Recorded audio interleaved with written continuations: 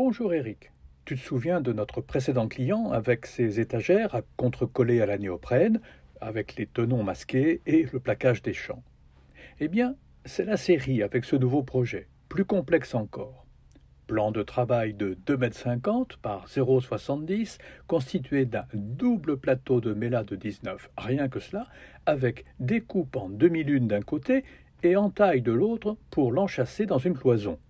Et comme si ce n'était pas suffisant, le second plateau, moins long, placé en sous-face et pivotant à la manière des tables de bateau.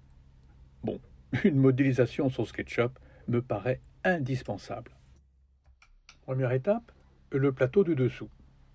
Touche R, paramétrage des codes dans la zone de dialogue en bas à droite. 1400, point virgule, 700. Touche P, extrusion à 38 mm, 2 x 19. Touche T pour les guides de placement afin de définir le point central du cercle.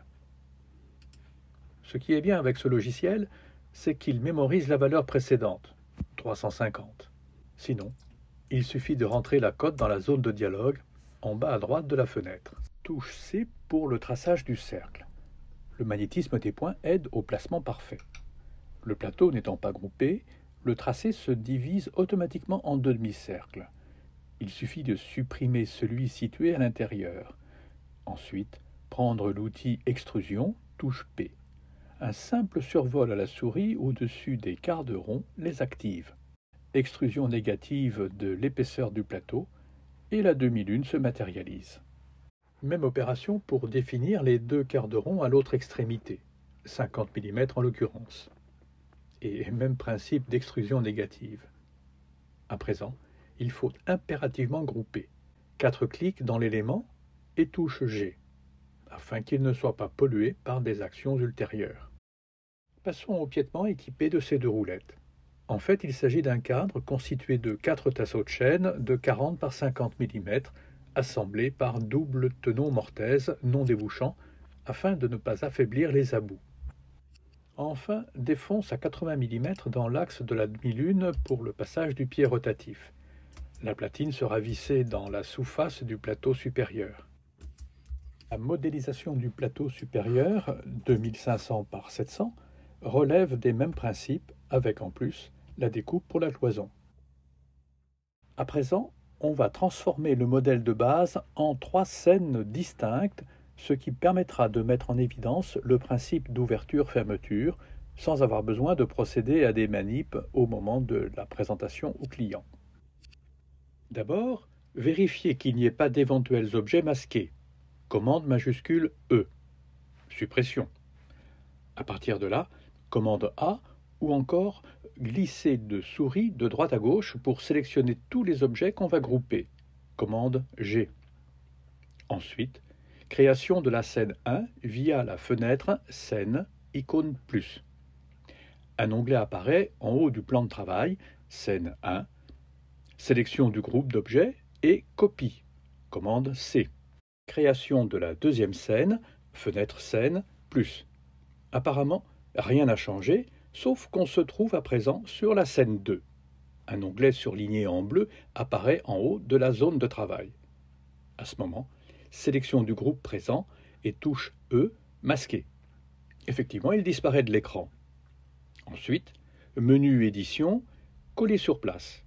Personnellement, j'ai créé un raccourci clavier, touche V, voire dans le menu Préférences, dernière ligne, raccourci. La même image que celle qu'on avait copiée sur la scène 1 apparaît, mais attention, ce n'est pas le même groupe, mais son jumeau. Double-clic dessus pour accéder aux différents ensembles d'objets. Sélection du groupe table pivotante, touche Q pour opérer une rotation. On place l'icône en repérage sur l'axe de rotation qu'on avait bien pris soin de matérialiser d'une croix dans ce groupe. Pratique. Le magnétisme joue son rôle et on est sûr de ne pas se tromper. À ce moment, déplacement de la souris afin d'opérer la rotation selon un angle significatif pour visualiser l'ouverture de la table. Possibilité de paramétrage dans la zone de dialogue en bas à droite, par exemple 30 degrés. Magique. La table a pivoté de 30 degrés. Une fois fait, On revient à l'outil de sélection, barre espace, simple clic hors du groupe, celui-ci se referme. Ainsi, on vient de créer une version B de notre table. Si on le souhaite, on peut en modifier l'angle de vue via la touche O. Important, ne pas oublier d'actualiser la nouvelle scène via la fenêtre Scène, icône, la double flèche enlacée. La vignette de la scène se modifie aussitôt. Même opération pour la scène 3. On porte l'angle d'ouverture à 90 degrés et on change l'angle de vue. Actualisation de la scène 3. Clique sur la petite icône scène 1 en haut de la fenêtre principale. Oups, nous voilà avec les 3 versions superposées. Pas de panique. On sélectionne les groupes 2 et 3, là où la table est ouverte, et on les masque. Commande E. Encore une fois, actualisation de la scène. À partir de maintenant, il suffit de cliquer sur l'un des onglets, scène 1, 2 ou 3, pour voir apparaître chacune des versions. Table fermée, table à 30 degrés, table à 90 degrés. Pratique lors d'une présentation client. On passe de l'un à l'autre sans avoir besoin de modifier la précédente. Pratique aussi pour l'impression papier via le menu exporter en 2D. Je me suis là aussi créé un raccourci clavier dédié, touche D.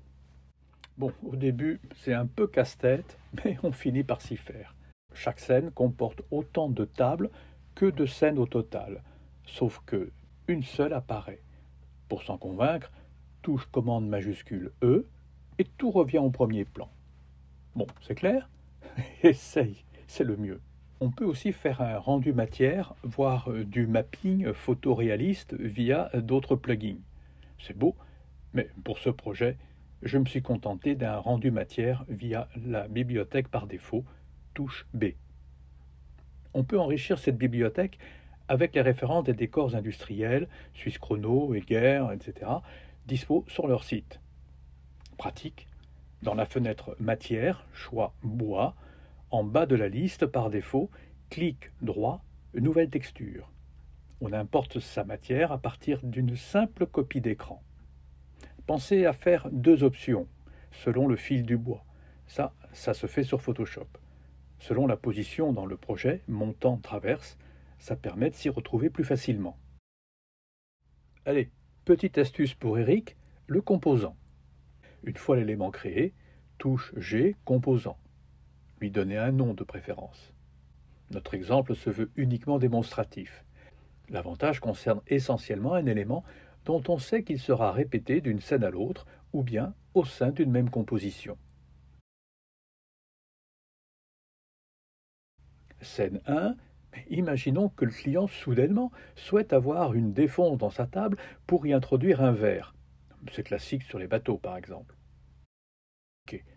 On ouvre le groupe table, puis le plateau. Cercle, extrusion, fermé, actualisé. Passage à la scène 2. Ah, magique, le trou a été indexé sans devoir le retracer. L'inverse est vrai bien sûr, et quel que soit le positionnement du groupe dans la composition. Il existe aussi une fenêtre structure qui répertorie chaque élément, groupe, ensemble, sous-ensemble, etc. On peut les renommer afin de s'y retrouver plus facilement. Pour être complet, il est possible de créer des animations en point move, notamment à l'aide de plugins tels que SU Animate ou encore Animator. À titre d'exemple, voici une visite virtuelle que j'ai réalisée il y a une dizaine d'années. Mais il ne faut pas se tromper de métier, Eric. Nous ne sommes pas des décorateurs qui vendons du rêve, mais des artisans qui œuvront dans le concret. Le seul fait de monter la 3D facilite le travail d'atelier, car on a déjà tout en tête. Bon Eric, avant de passer aux travaux pratiques, et si on se faisait une pause syndicale? Qu'est-ce que t'en penses? Allez, viens.